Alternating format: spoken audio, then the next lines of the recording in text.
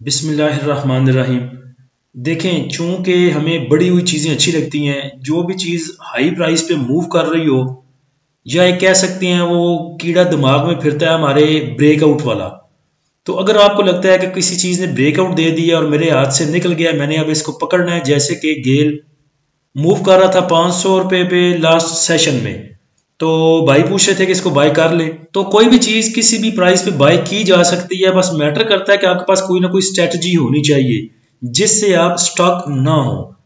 तो चले मिसाल गेल की ले लेते हैं। गेल मूव कर रहा था जुमे वाले सेशन में 500 रुपये पे, हाई इसने लगाया 507 का, और उसके बाद 495 इसने लो लगाया, क्लोजिंग इसकी आई 498 रुपये पे। अब मिसाल के तौर पे आप इसको 500 पे पकड़ना चाहते हैं, तो उसके लिए सिंपल देखें, ऐसा करें कि आपका टारगेट अगर 1000 शेयर्स लेने का है कि मैंने गेल के 1000 शेयर बाय करने हैं, तो अभी इसकी प्राइस चल रही है 500 रुपये पे। आप इसके पहले 100 शेयर जो है वो 500 रुपये पे बाय कर सकते हैं। फर्स्ट जो इसकी बाइंग होगी 100 शेयर की, वो 500 पे होगी, उसको आप लेके रख लेंगे। उसके बाद देखें अगर ये और ऊपर जाता है तो सेकंड बाइंग इसकी आप करेंगे 520 रुपये पे। 500 रुपये पे आपने पहले 100 शेयर लिए, 520 पे दूसरे 100 शेयर लिए, 200 शेयर आपके पास हो गए। इनकी जो एवरेज बनती होगी फिर 510 की बनेगी। इसमें थोड़ा सा आप वो टैक्स और ब्रोकर की जो फीस है वो इंक्लूड कर सकते हैं, मैं उसको जरा इंक्लूड नहीं कर रहा, वैसे ही आपको सिंपल समझा रहा हूं। तो दो बाइंग आपने की, तो इस टाइम सेकंड बाइंग पे जो गेल चल रहा है उसकी प्राइस है 520 रुपये। आपके पास 500 के भी पड़े थे, 520 में भी बाय कर लिए। अब आपके पास 200 शेयर हो जाएगा 510 का। तो चूंकि स्टॉक प्राइस चल रही है 520 और आपके पास 510 का है, तो आप स्टॉप लॉस यूज करेंगे 515 का, कि अगर 520 से नीचे आता है तो फिर भी 515 हिट हो और आपको कोई भी लॉस ना उठाना पड़े। क्योंकि ये हाई रिस्क ट्रेड होती है, ऑल टाइम पे जो चीज हाई मूव कर रही है, तो उसने रिस्क किया हो, क्या किसी ने देने के चांसेस कम होते हैं कि आपको गेन देगा, लेकिन लूज करने के चांसेस ज्यादा होते हैं।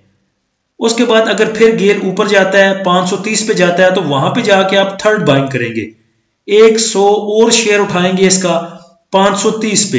पहला 500 पे उठाया, दूसरा 100 520 पे, तीसरा 100 उठाया 530 पे। अब आपके पास जो इसकी एवरेज प्राइस बनेगी वो बनेगी तकरीबन 516 518 की, और उस टाइम स्टॉक मूव कर रहा होगा 530 पे, आपके पास एवरेज 516 की। तो आप स्टॉप लॉस यूज करेंगे 520 का या 525 का, ताकि अगर 530 से नीचे आए तो आपका 520 या 525 वाला जो स्टॉप लॉस है वो हिट हो और आप बगैर किसी नुकसान के उस ट्रेड में से निकल जाएं।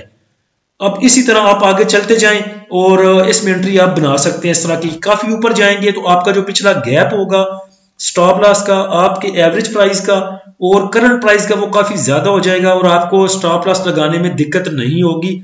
आप अपने प्रॉफिट पे भी स्टॉप लॉस लगा सकते हैं, या फिर थोड़ा ऊपर चल के आप ट्रेलिंग स्टॉप यूज कर सकते हैं। उसका तरीका मैंने बताया हुआ है वीडियो में। उसके बाद देखें, अगर आप एंट्री बनाना चाहते हैं और स्टॉक मूव कर रहा है 500 रुपये पे, आपने पहला 100 पकड़ लिया, लेकिन उसके बाद वो स्टॉक ऊपर नहीं गया, तो उसके बाद आप उसको एवरेज करने पे नहीं लगेंगे। उसे एवरेज कर करके जो बाकी आपके पास आपकी कैश पड़ी है उसको खत्म नहीं करेंगे उस वक्त तक जब तक वो स्टॉक अपनी किसी मेजर सपोर्ट पे जाके खड़ा नहीं होगा। अब अगर गेल मूव कर रहा है 500 रुपये पे, तो 500 को ब्रेक करके नीचे जाता है, तो नीचे उसके पास जो बड़ी सपोर्ट है वो है 420 रुपए की। तो अगर 500 पे आपने पहला 100 शेयर पकड़ लिया, उसके बाद वो 500 से नीचे जाने की कोशिश करता है, तो आपने उसमें और एंट्री नहीं बनानी, फिर चुप करके बैठ जाएं। क्योंकि लॉस पे हम स्टॉप लॉस लगाना नहीं रिकमेंड करते, इसलिए मैं भी आपको कहता हूं कि ना उसको सेल करें। आपने 500 पे पकड़ा, 480 पे भी चला गया तो उसको ना सेल करें, 100 आपके पास पड़ा रहे। जितनी देर तक गेल नीचे जाके 420 की 425 की सपोर्ट को पक्का नहीं करता, वहां से वापस रिकवरी लेने की कोशिश नहीं करता, उतनी देर तक आप उसमें एवरेज नहीं करेंगे। जब आपको पता चल जाएगा कि इसने अच्छी सपोर्ट बना ली है 420 पे, 410 पे या 400 पे, जिधर भी इसकी अच्छी सपोर्ट बनती है वहां पे वो खड़ा रहता है और फिर उसके बाद ऊपर आने की कोशिश करता है। तो बाकी आप जो 900 स्टॉक आपने लेना था, 900 शेयर लेने थे सॉरी, वो उस जगह पे जाके आप अपनी जो कैश है वो यूज करेंगे और चीजों को एवरेज करेंगे। ऐसा नहीं करना कि एक चीज आपने 500 पे पकड़ी, फिर 495 पे, फिर 485 पे, फिर 480 पे पकड़ते जाओ 470 तक आपकी कैश वैसे खत्म हो जानी है। उसने जाके खड़ा हो जाना है 420 पे, ना आप लेने जोगे ना आप देने जोगे। तो ऐसे आप अपनी किसी भी स्टॉक में, वो चाहे अप ट्रेंड है चाहे ऑल टाइम हाई है, उसमें आप अपनी एंट्री बना सकते हैं, लेकिन लालच नहीं करनी। फिर स्टॉप लॉस स्ट्रिक्टली आपको लगाना पड़ेगा। अल्लाह हम सबका हामी नासिर हो। इजाजत दीजिए, अल्लाह हाफिज।